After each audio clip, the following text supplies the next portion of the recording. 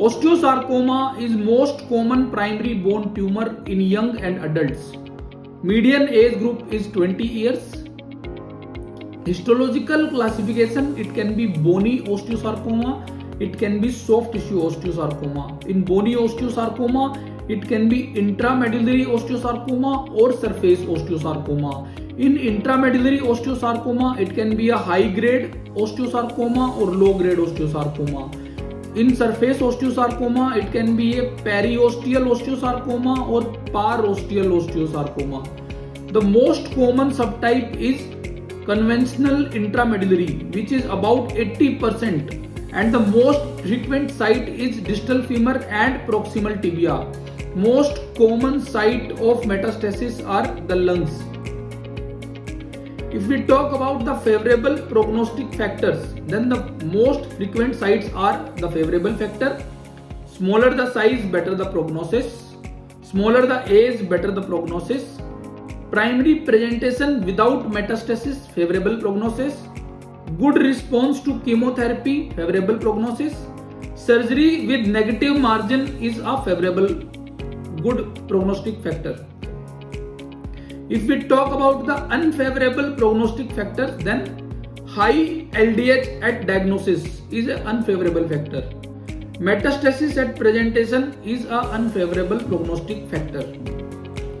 If a patient is presenting to us in OPD with a swelling, then we will first do the local site workup, which are the X-rays, local part X-ray and MRI with contrast. Then we will get the biopsy to confirm the diagnosis. Once the diagnosis is confirmed, then we will go for the metastasis workup, which is CT chest with bone scan, or we can do only PET scan. Once the diagnosis is confirmed and that it is a localized disease, then the treatment is neoadjuvant chemotherapy followed by restaging, followed by local control, which is the surgery in osteosarcoma, and followed by adjuvant chemotherapy. If the patient is metastasis at presentation, then the prognostic factors are: if the number of metastatic nodules in the lungs are more than 2, it is an unfavorable factor. If disease is unresectable, it is an unfavorable factor. If the disease is bilateral, it is a bilateral metastasis to the lungs, then it is an unfavorable prognostic factor.